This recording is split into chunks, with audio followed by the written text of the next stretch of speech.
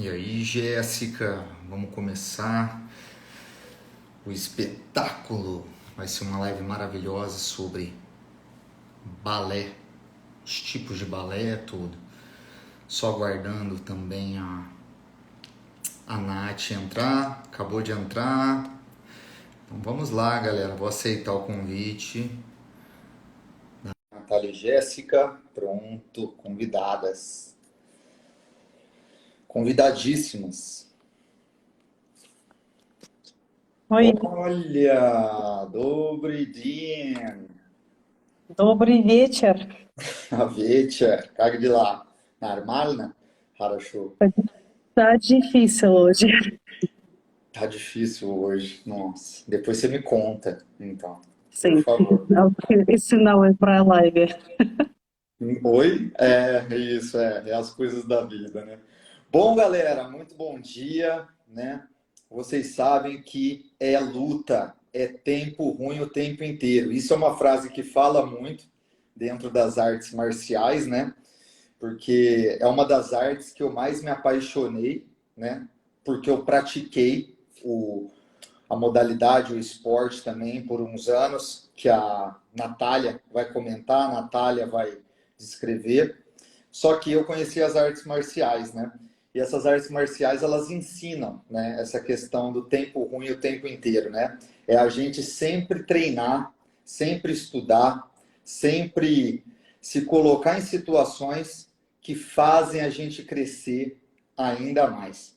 Porque situações são boas, né? Ok, mas para a gente crescer, para a gente refinar mais os nossos valores morais, nosso amor para com o próximo, às vezes a gente tem que tomar uma sacudida, né? E a gente vai começar hoje falando sobre um esporte maravilhoso, né? E a live ela fica gravada como sempre. A Nath está fazendo pela segunda vez a live. A primeira live foi maravilhosa, falou sobre um tema muito interessante que é a patinação, os treinamentos no gelo, né? E agora vai falar sobre o balé, que é outra coisa que ela trabalha muito fortemente. E eu vou fazer a minha autodescrição rapidamente, como de lei, só a galera para que a galera saiba, hoje, né, a gente não vai ter o intérprete internacional, né, de línguas de sinais, mas a Jéssica, de línguas de sinais nacionais, está aí junto com a gente, fazendo aquela força total. A Jéssica, né, por exemplo, morena, morena clara, cabelo preto, bem preto e bem escorrido, bem lisinho, lisinho, lisinho. Sempre de camisa preta, como a gente aqui, ó, de camisa preta, boné e aquela barba, né? Porque tem que parecer forte, né? Tem que parecer com cara de responsabilidade. Bom, e a Jéssica tá dentro do escritório dela, com a parede toda de verde no fundo. Já eu sou um cara branco, olhos castanhos, né? Olhos castanhos escuros. Tenho a barba, como eu disse, gosto de barba, de vários estilos de barba, sempre tenho barba. Boné preto, um boné preto, um estilo bem esportivo, né? Camisa preta também, e é meio assim que eu vivo, tá? Eu tô aqui no meu escritório, na minha casa, onde tem muitos livros atrás de mim, que eu gosto muito de ter uma biblioteca, e várias estátuas que representam muitas coisas aí interessantes. Agora, Natália, antes de começar, vai fazer rapidamente a sua autodescrição para a galera aí, que tem essa questão da limitação visual.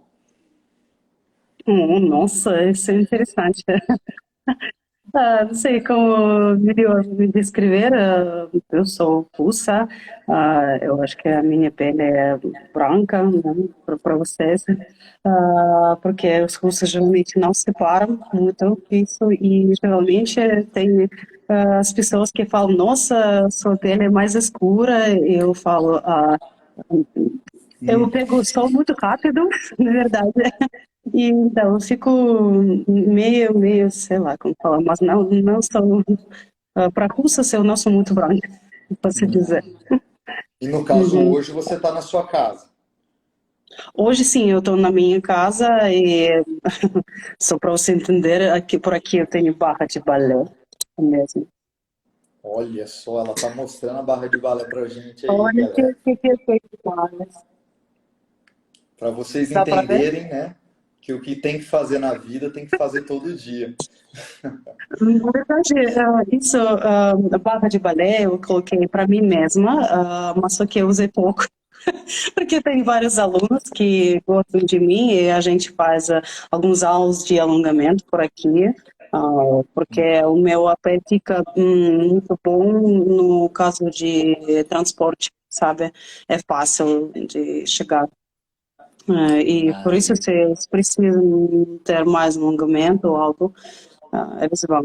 Mas às vezes, sim, eu uso, lógico, porque mesmo que a gente tenta ser não tão preguiçosa, a gente é humano. Às vezes eu penso, tá, não vou para fitness hoje. Tá, vou treinar em casa. Natália, você vai treinar em casa. E é isso.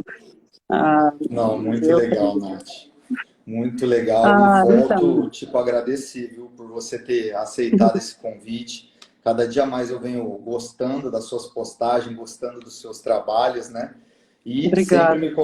sempre me colocando, como você já sabe, 100% à disposição de você, de todo mundo aí que quer uma força, que quer uma ajuda aí na área do esporte, na área da saúde, independente da ajuda, beleza? E assim, balé. Vamos começar a falar sobre o balé. Explica um pouco para a galera de onde e quando assim começou o balé, porque a gente praticamente não sabe. Quando antes de eu praticar, sabia zero. Muitas vezes achava que vinha da própria Rússia ou de outros países. Comenta um pouquinho para a gente. Ah, como você acha, de qual país chegou essa arte linda? Olha, no começo eu achava que era da própria Rússia. E depois você usou o Google? Não, depois a gente estuda, né? A gente vai indo atrás. Então, tá, vou falar. O balé se começou da Europa, da Itália. Só que depois chegou para a França, e depois da França chegou para a Rússia, e os russos adoraram essa arte e começaram a desenvolver. O nosso país, o nosso governo, naquela época especialmente, ajudou muito para essa arte crescer. Começou nos palácios como dança do baile, as pessoas começaram a fazer espetáculos, e o primeiro espetáculo foi no século XVI, no Palácio de Ekaterina Medici, na época de Renascimento. E, na verdade, o que significa Renascimento? Renascimento foi uma época quando as pessoas olharam muito para época antiga, para a Grécia antiga, Roma, e pegaram muito de lá. Você pode ver isso na arquitetura, nos outros tipos da arte, nos prédios daquela época, nas esculturas, você pode ver isso. Então, o balé emprestou os próprios figurinos, poses, e as histórias do espetáculo, exatamente da Grécia Antiga. Né? Esses figurinos de vestido, como as deusas gregas têm, poses, pegou exatamente daquela época. E as primeiras apresentações eram das pessoas nobres. A elite gostava de dançar. E depois eles começaram também a pedir para dançarinos profissionais ajudar. Só que não tinha escola, né? Então, precisava ter mestre, escola, algumas regras, passos, algum programa de estudo para isso. E tudo isso se começou pouco a pouco. E depois a França, e, na verdade, o rei Luís XIV, ele foi que criou o balé. Ele gostava muito de dançar, ele participava de vários espetáculos dentro do palácio, e também os passos começaram a ser mais difíceis. tudo ver, também os figurinos, geralmente eles eram pesados no início, pesados, grandes máscaras, chapéu enorme, mas depois as pessoas perceberam que para fazer o pulo, fazer algum giro, você precisa ser mais leve, você precisa tirar algumas coisas, né? Essas joias grandes, você precisa tirar elas, e a roupa deve ser mais confortável. Então, por isso, pouco a pouco, o balé chegou até como a gente conhece hoje. E na Rússia, na verdade, o que eu queria dizer é que o dia do primeiro espetáculo, imagino que foi dia 15 de outubro também, só que do ano 1581. Então, hoje é aniversário do primeiro espetáculo de balé. Que coincidência. Verdade mesmo, verdade. Agora fala um Então, pouquinho em russo pra gente, faz um resumo disso em russo pra uhum, gente fazer aquele esquema que a gente fez da outra vez para o uhum. público aí russo Eu que está лembro, sim. entrando, que está assistindo. Итак, балет пришел из Европы, если быть точнее, из Италии. После этого из Италии он направился во Францию.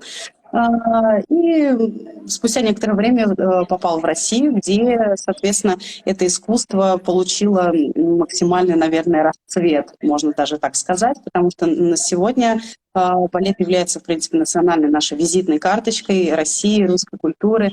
Это искусство взяло начало из дворцовых танцев при дворе Екатерины Медичи. Далее, скажем так, основателем балета является король Людовик XIV, который любил сам участвовать в этих представлениях, и, соответственно, развивалось само искусство, люди нуждались, элита, которая нравилась участвовать в спектаклях, стали приглашать профессиональных танцоров, но профессиональных танцоров и особо программы обучения не было тогда, то есть все приходилось создавать, и шаг за шагом, соответственно, стали появляться учителя танцев, какие-то правила, да, надо чему-то учить, появились правила, появились первые законспектированные какие-то шаги, движения, и, соответственно, первая балетная школа, которая появилась во Франции, а вторая балетная школа появилась в России, в Санкт-Петербурге, которая функционирует до сегодняшнего дня. Eu quis dizer que a segunda escola que foi criada, a escola de balé, ela funciona até hoje e é conhecida no São Petersburgo como a escola de balé acadêmica de Vaganova. Sim, então funciona até hoje, todo mundo conhece e essa escola é bem forte. Eu até acho que é mais forte do que a escola de Moscou, de verdade. Talvez as origens. Muito bom. Uhum. E você conhece E que a é questão do metodologia, espetáculo, método dos bacana. primeiros espetáculos, né? Uhum. Sim, começaram os primeiros espetáculos, os primeiros teatros. Os primeiros teatros sempre eram das pessoas nobres, da elite, porque as pessoas tiveram escravos, você sabe, e os primeiros artistas do balé, eles eram escravos também. E assim, o balé nas escolas, assim, para passar nas escolas, né? Como que funciona a questão da idade, né?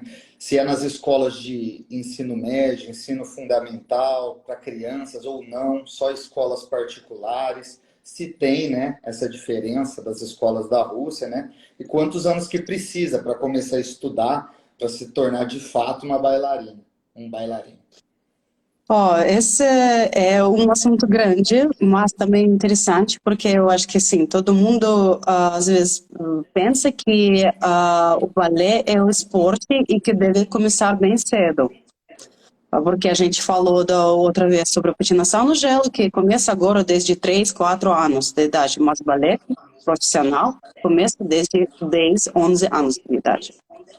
Mas, só que para passar na escola de balé, você deve já ser preparada. Porque para passar tem audição no fim do ano, que tem 3 etapas.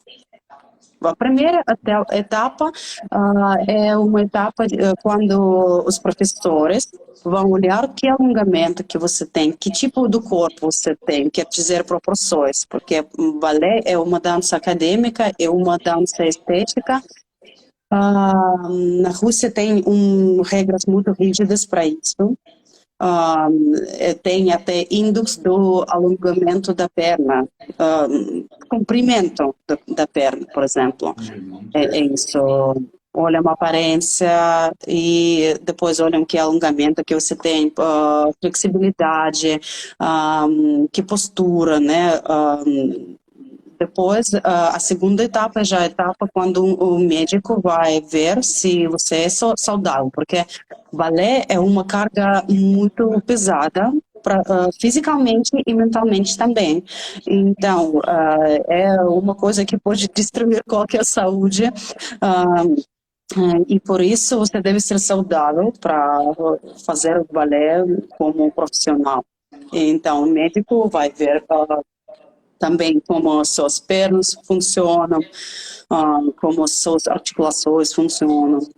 Tudo isso é muito importante. E depois, a terceira etapa já é a etapa criativa.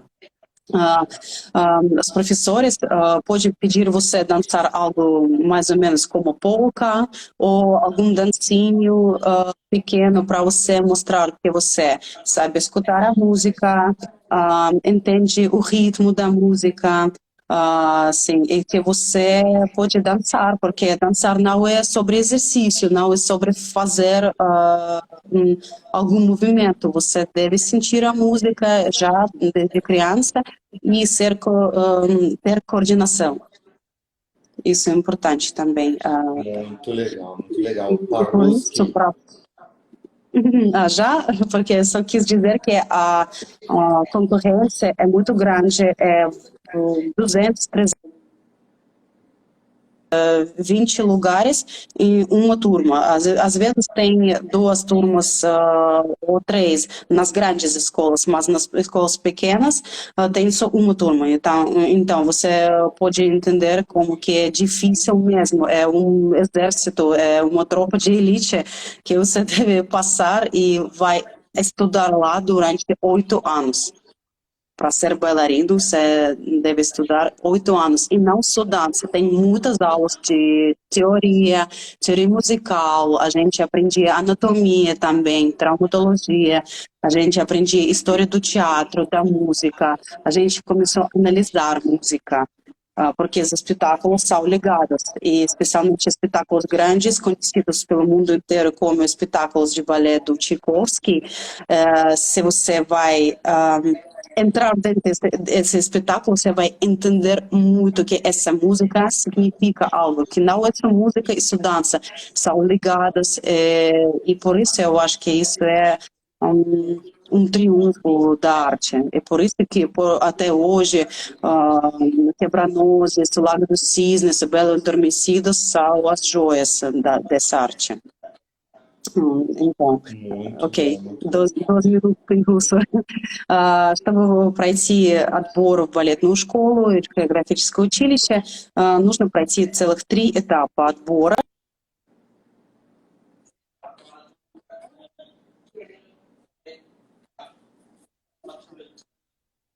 Фигуры, это очень важно. Иногда смотрят даже родителей, то есть стараются прикинуть, каким вырастет ребенок. Все знают, что дети проходят скачки роста, пубертатный период, тело будет меняться.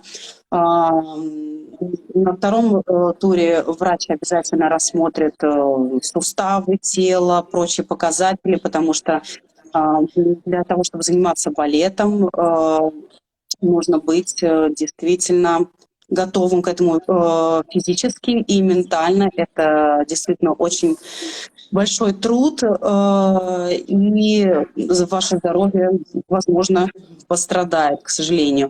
И третий этап — это творческий этап, когда просят исполнителя, ребенка, соответственно, станцевать небольшой танец или польку, чтобы определить, есть ли музыкальность, чувство ритма и прочие моменты типа координации.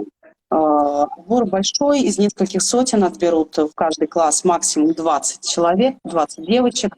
Происходит иногда добор, соответственно, если в июне кого-то не отобрали, в августе могут пригласить на еще один добор, еще раз рассмотреть. Вот. И далее ждут 8 лет обучения, не самого простого. Все это выдерживают. Vamos para outra pergunta? Não, mas eu achei muito legal isso que você falou. Depois eu vou. Depois, né? Não sei se já pode ser agora, né? Mas eu vou seguir meio que as perguntas, né? Que a gente meio que elaborou, porque eu queria saber se no Brasil rola, porque você viveu, né?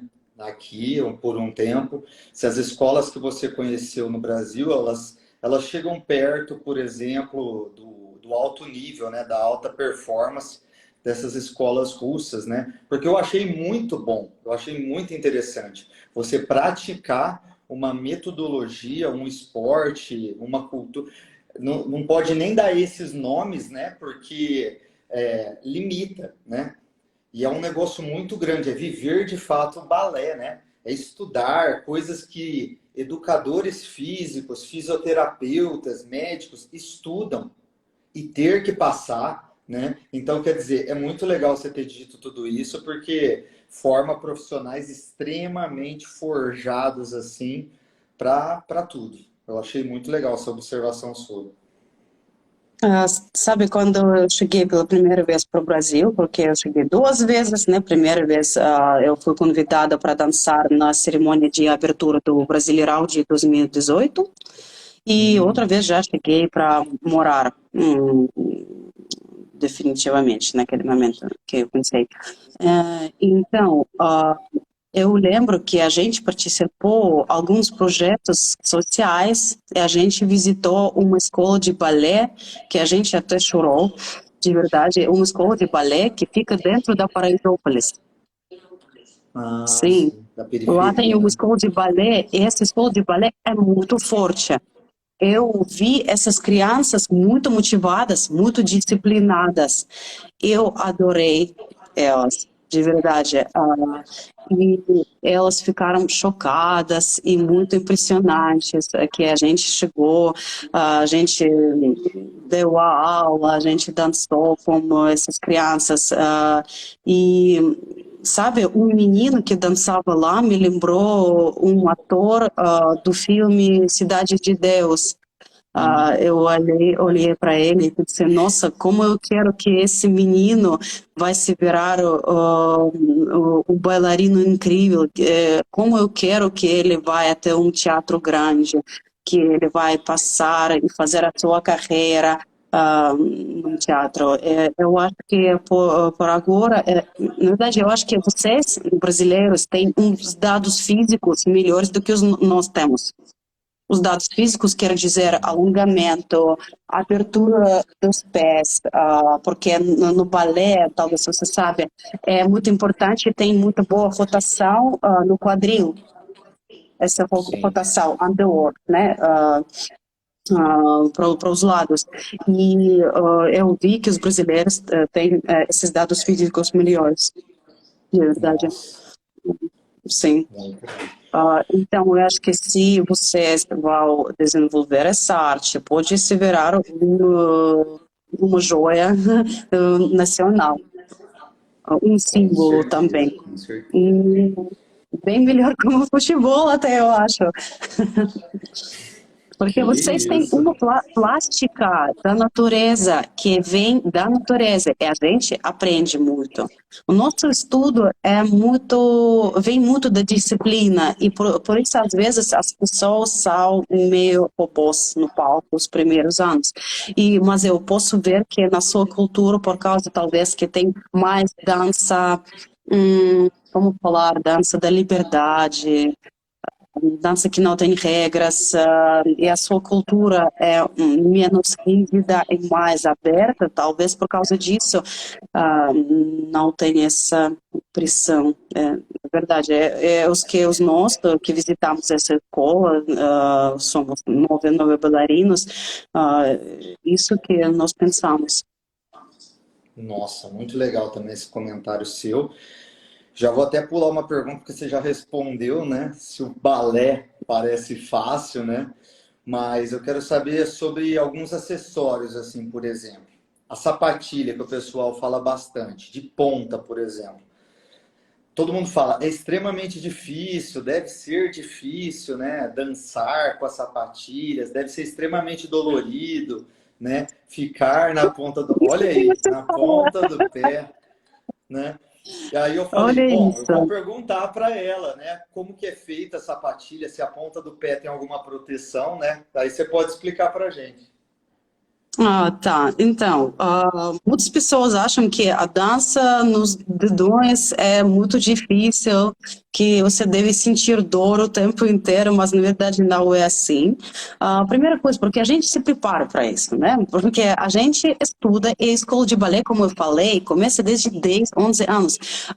O seu corpo já está mais duro, já está preparado, as suas articulações já são mais fortes, músculos, tudo isso já é forte, já não é cartilagem, já é osso mesmo. E por isso que, por exemplo, eu nunca dou aulas de ponta para as crianças que têm idade menos de 9, 10 anos, porque o nosso pé é o lugar do corpo que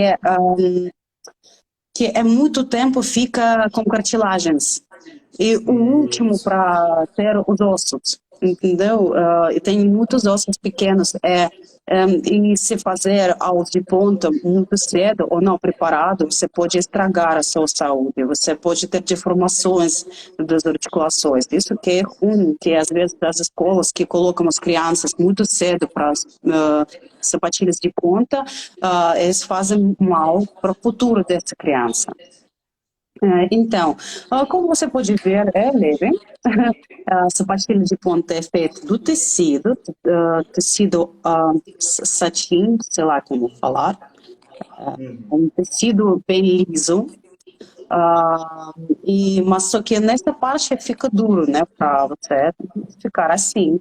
E se você pensa que os nossos dedinhos pequenos, tadinhos, ficam lá dobrados, não é assim, porque os dedinhos não ficam assim, o seu pé fica assim. E aí, por aqui é a parte dura. Então, lógico que se você não é profissional, você vai tentar colocar sapatilhas de ponta, você vai sentir dor, você vai se sentir não confortável, mas só que a gente faz exercícios, faz aulas especiais para isso. Para mim, não lembro quando eu sentia dor mesmo, entrando no... Talvez depois da cirurgia eu tinha, mas não, não muito. E ou se você tem treinou muito e você tem cola, calo e Calos. dolorido e por isso assim Uhum. pode ter algum problema. Mas dentro agora, por exemplo, essa é a sapatilha americana, que agora é difícil encontrar na Rússia. Ela é bem confortável dentro, porque ela tem aqui as partes moles, confortáveis. Mas se você precisa, você pode ou usar algum tecido, ou comprar coisas especiais para os seus dedos, colocar dentro, sim. Eu lembro que eu li que uma bailarina até colocava lá um pedaço de carne. Eu não sei se Caramba, é verdade, mas aí é eu gostoso, pensei, hein? mas deve ser bem mole mesmo. Né? Deve Sim, mas ser. usam sacolas plásticos, porque também são moles, são guardanapo, algo assim. As pessoas acham o jeito deles, né? Pode ver que aqui tem os laços, como chama, né? É laços, Para isso. fixar, Fitas, assim, laços. fixar no pé, tem É, elástico para não cair no tornozelo. sim, sim. Então, mas então você compra e você faz mais confortável para você, porque todo pé é individual também. Não só por causa do tamanho, mas também por causa do seu colo do pé, como que ele é alto ou mais baixo. Então, por isso cada bailarina tem o seu jeito de preparar as sapatilhas para dança. Mas só que dançar nas sapatilhas de ponta é difícil por causa de, imagine que você é daquele tamanho, mas só que depois você fica mais alto exatamente no tamanho do seu pé. e o meu pé é grande. Então, eu tenho a altura de 1,73 m, eu fico até mais alta. É isso. E por isso a gente treina, a gente gostava de treinar a balança. Você coloca a sapatilha, depois tenta ficar em um pé só, abrir outra perna para trás ou para outro lugar e tentar sentir essa balança. É muito interessante. Muito interessante. Agora fala um pouquinho em russo, desde a parte Uhum. lá que você falou sobre Paraisópolis ou Teresópolis, né? Daquela escola. Aí você começa Paraisópolis. e aí você Sei. termina. Vale, Paraisópolis será sempre no meu coração. As crianças Perfeito. muito lindas, muito disciplinadas, muito motivadas. Eu adorei todas. E, como eu falei, eu acho que exatamente por causa que elas têm essa motivação de ter a profissão, entrar no mundo com profissão, elas são muito motivadas para aprender. E os professores delas são muito, muito bons. А, Теперь по-русски. По-русски. Когда я первый раз приехала в Бразилию, я была приглашена в составе еще 9 артистов балета, и мы прибыли в Бразилию, чтобы выступить на церемонии открытия бразильского чемпионата по футболу.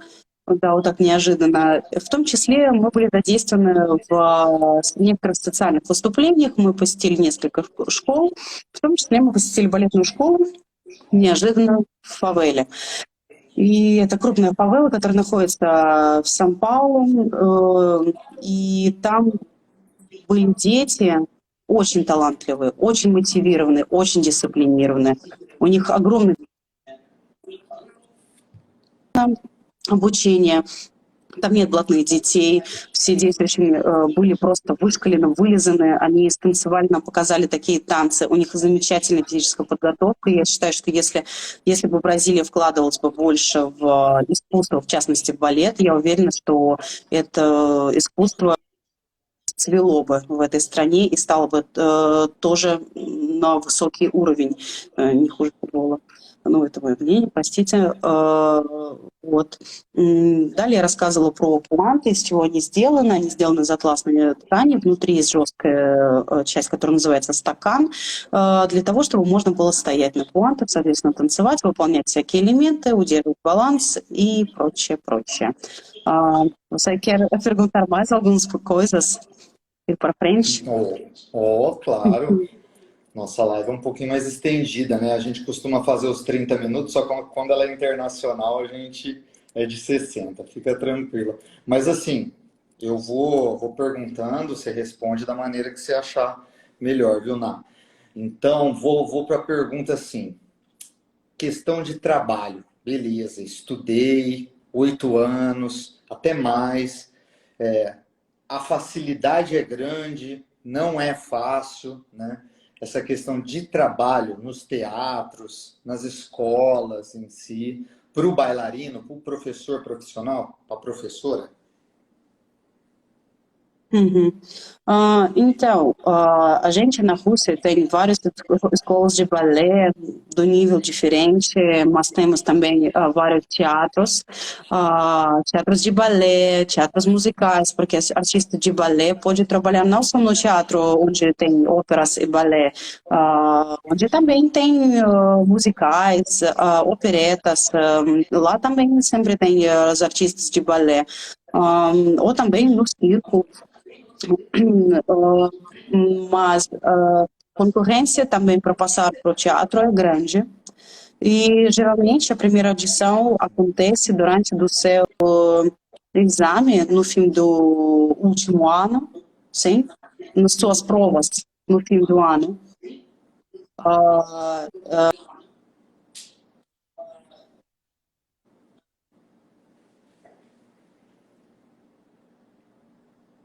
Tem uma leve cortadinha, mas já tá para voltar. Pode falar.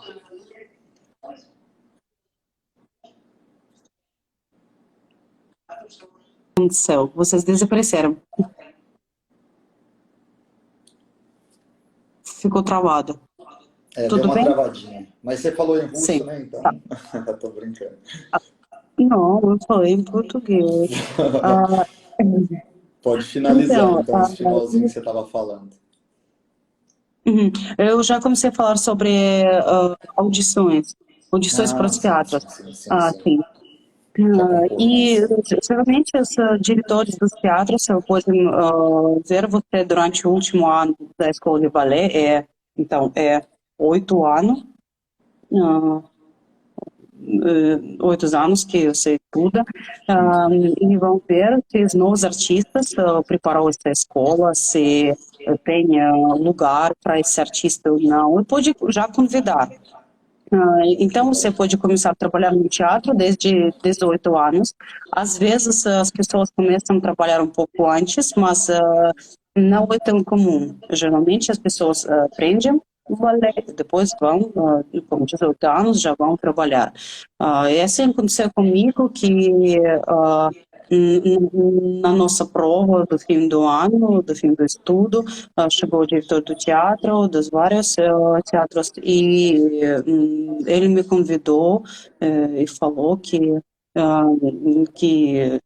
eles me convidam para trabalhar, e foi meu primeiro trabalho. Só que às vezes você que vai até o teatro, você que vai tentar entrar em contato, achar o telefone, ligar, ou vai para audição.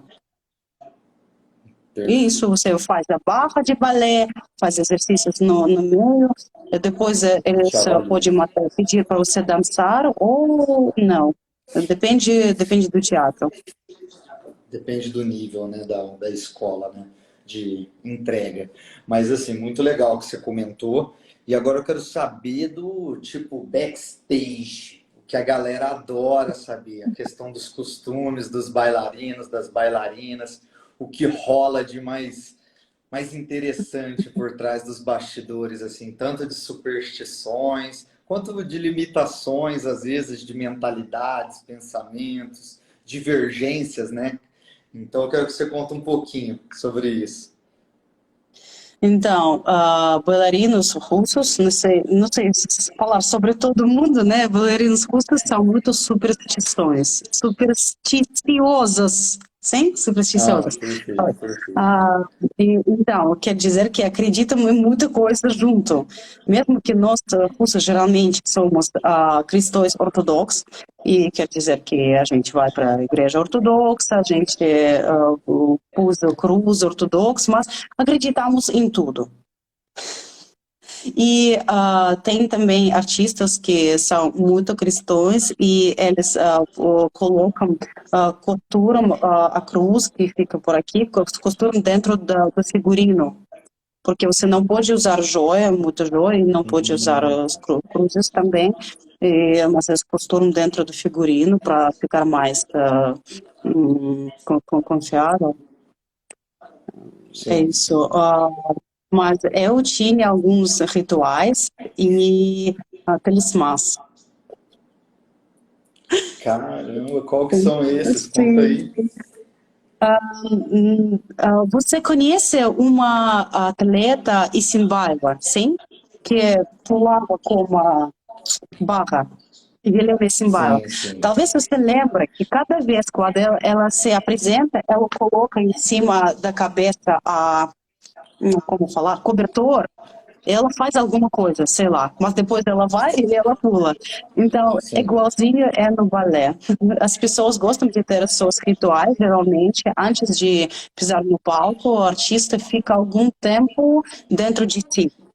Isso pode ser que pensa sobre o que dançar, lembra algumas palavras das pessoas, mas eu geralmente ficava me preparando fisicamente, sim, porque é também um tempo que você precisa ter.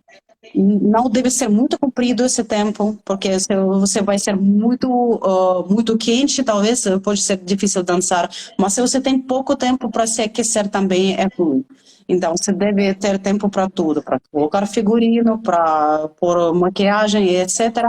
E depois eu ficava, sei lá, alguns minutos, eu ficava concentrada em si, e falando comigo mesmo. E depois faz assim e vai no palco. É isso. Mas também eu lembro quando a minha amiga me deu, durante o turnê, ela me deu um grampo lindo e falou, essa é para sorte. Eu colocava dentro do cabelo para ninguém ver, mas só que eu sabia que é dentro. E eu ficava bem, eu ficava mais confiável, eu pensava que tem algo que me vai ajudar para dançar. E isso é uma coisa talvez de criança, mas só que eu acho que todo artista é um pouco criança dentro de si, por isso. Sim. Por exemplo, você não pode ultrapassar de perna da outra pessoa. A gente acredita, por exemplo, alguém está se aquecendo, ficando na espacate, fazendo alongamento, você não pode ultrapassar em cima da perna, porque a gente acredita que essa perna não vai crescer. Ah, entendi. A gente não fala último espetáculo. Não falamos. Último é uma palavra ruim. Último significa que você nunca mais vai dançar. As pessoas falam extrema, ou falam último deste mês, último desta temporada. Você não pode só falar que hoje é o último Lago dos Cisnes. Todo mundo fica chocado. Você falou último, você vai acabar a sua carreira. É isso. É muito engraçado como que a gente tem uma guarda-roupa, ou como falar, é uma mulher, é como costureira, só que ela ajuda para Sim, fechar o seu costurar, figurino, ou fechar. às vezes costurar ou fechar o figurino, porque figurino tem muitas, não sei como falar, mas como que é? Trançados, né? Trançados. Exatamente isso que eu quis dizer. Ah, então, você não pode fazer isso sozinha, tem que ter alguém. Só que quando tem muitas pessoas, eu sou essa costureira, a gente fica assim como locomotivo. E a gente falava que quem fica no meio, sempre, todo mundo ajuda outra pessoa, a gente falava que quem fica no meio vai engravidar esse ano. Olha, engravidar. Aí chamou, hein? Sim. Isso. Então, tinha pessoas que tentaram sair do meio desse locomotivo, dessa fila. E tinha pessoas que ficaram, tá bom, já quero. Mas eu acho que não é assim que funciona, né? Não, não é Tem que tão ter algo fácil. mais. Bem, É interessante. Mas Baruski, não, eu quis dizer uma tradição muito legal, que eu acho a melhor tradição que tem, a gente chama de espetáculo verde. O que significa espetáculo verde e justo? Quando o espetáculo é último nessa temporada, por exemplo, você tem 15 Lago dos Cisnes, 20 quebra-nozes. Então, 20º quebra-nozes e o 15º. Décimo cinco Lago dos Cisnes, você vai fazer brincadeiras no palco. Só que não qualquer brincadeira. Você não pode estragar o espetáculo, estragar a coreografia. Você precisa brincar, fazer alguma piada da outra pessoa. Só que para o seu diretor e para a pessoa que está lá na sala assistindo o espetáculo não entender. Então, pode ser qualquer coisa, mas só que a seu colega não pode, como que é, sabe, tirar a máscara e rir ou fazer algo assim, mas só que você tenta fazer isso. Você pode fazer algo com tenta fazer figurino, isso. com maquiagem, sim, muito engraçado. A gente adorava e pensava, antes desse espetáculo, eu pensava, o que a gente vai fazer no espetáculo verde? Então, agora Já eu posso fazer. programava já, porque para ficar bem engraçado. Sim, porque a gente também gosta de brincar, mesmo que somos cursos sérios. Так, по-русски. У нас есть у артистов свои традиции, свои поверья, суеверия. Артисты вообще очень суеверные люди, несмотря на то, что, несмотря на то, что многие верующие или стараются такими казаться, носят кресты, но верят все равно в какие-то невероятные вещи, но иногда вероятные. Вот. Многие, кстати, верующие любят пришивать крестик с другой стороны своего костюма, потому что нельзя надевать лишние украшения, и поэтому надевают, пришивают под костюм.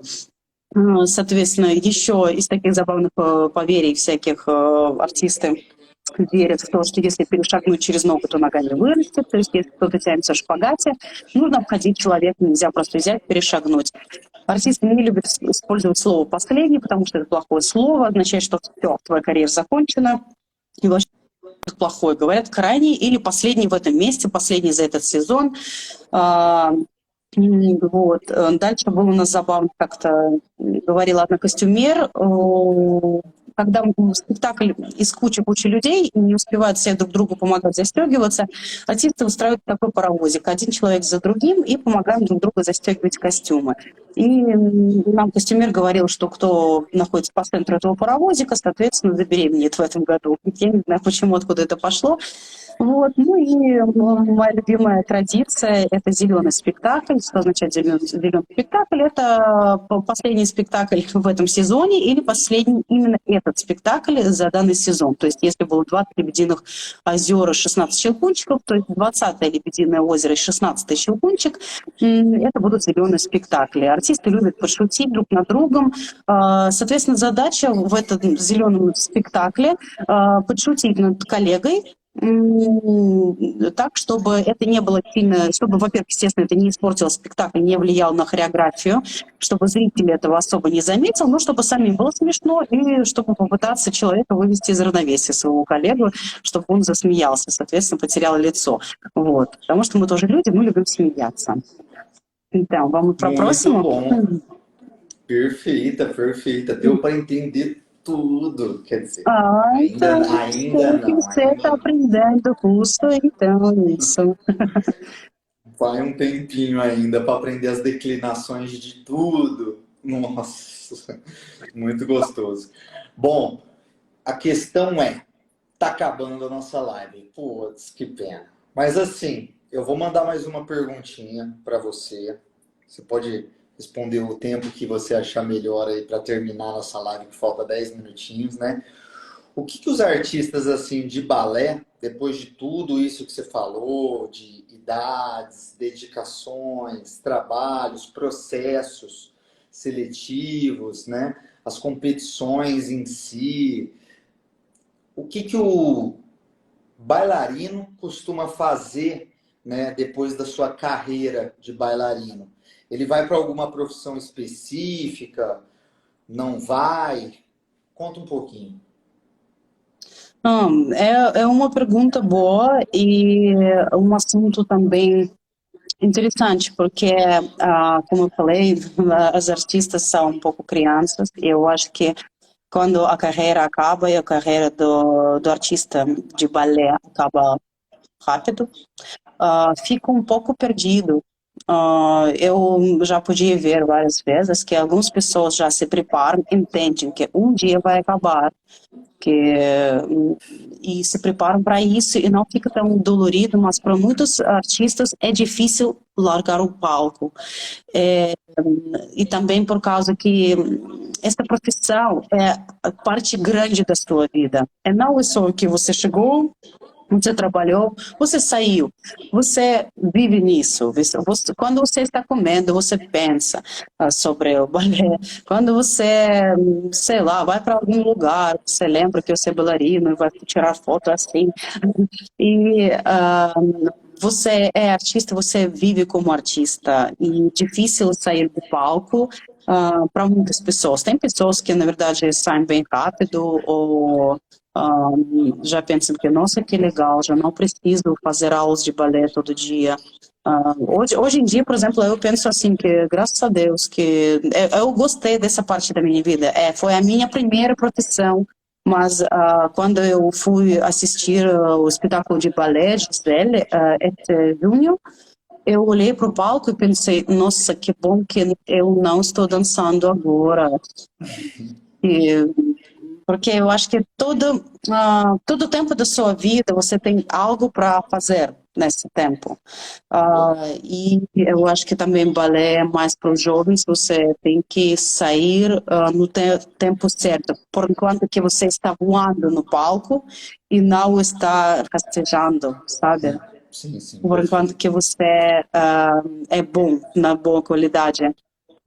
Mas geralmente a carreira que começa desde 18, né, 18 no teatro, dura até 35, 40 anos. Por exemplo, dia 25 de outubro eu vou fazer 32 anos. Eu entendo que eu não queria dançar até esse momento. Quando eu era criança, eu pensava que eu vou dançar a minha vida inteira, mas depois aconteceu várias coisas. Depois eu também pensei que, nossa, eu quero ganhar mais dinheiro também. Na verdade, também eu entendi que eu cheguei até o nível que eu podia chegar com tudo que eu tenho, né? Quer dizer, tudo alongamento, o meu tipo, eu entendi que eu dancei o que eu quis dançar. E eu não quis ficar no mesmo lugar, eu quis crescer. Eu não só dancei balé, eu também tinha que fazer uma cirurgia, não por causa do balé, por causa da genética, uma cirurgia ortopédica, e depois dessa cirurgia eu fui dançarina folclórica e depois eu voltei para balé, também consegui dançar nas pontas, mas depois também eu dancei balé, fiquei chateada, né? E depois eu comecei a aprender canto, comecei desde criança, mas também de novo eu passei para os musicais porque eu quis continuar fazer algo no palco, mas só que não balé, porque já chega. Então, eu também aprendi a profissão de ser professor de dança. Eu gosto disso, eu adoro o trabalho até hoje, você sabe, sou coreógrafa dos patinadores, e também, não só por causa que eu gosto de fazer disso, mas eu entendo que lá tem para onde crescer.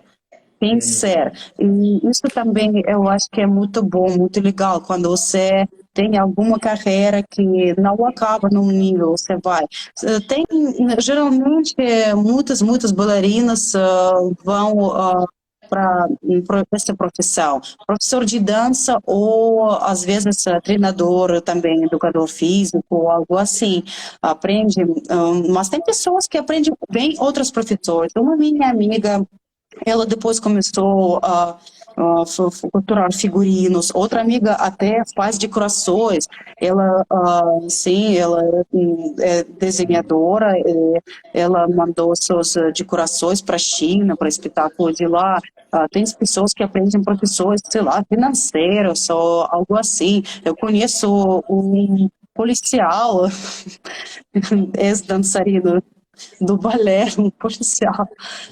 Sim, então, é isso, mas a quarentena que durou muito, que todo mundo sabe quando aconteceu, mostrou também que infelizmente, a arte, essa profissão de ser artista, bailarino, dançarino, trabalhar com teatro, infelizmente você é muito fraco, a sua profissão é temporânea e, infelizmente, não é necessária para sobreviver.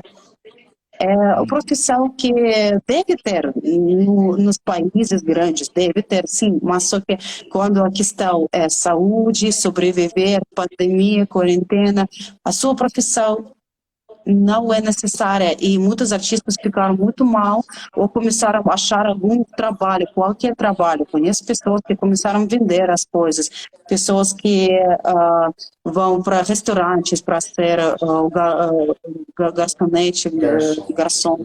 É isso. Na verdade, desde que eu cheguei para o Brasil, eu comecei a editar os textos em curso.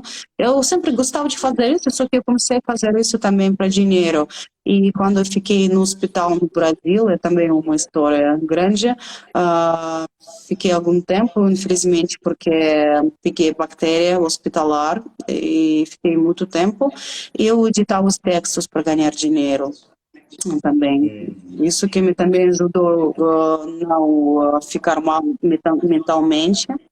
Foi difícil, porque eu podia perder a perna ou morrer, e isso que me ajudou também, que eu tinha outra coisa para fazer, porque muito tempo eu fiquei, como que falar, eu não podia fazer Acamado. nada Tô na cama. na camada, sim, eu Acamada, que eu fiquei, digo. sim.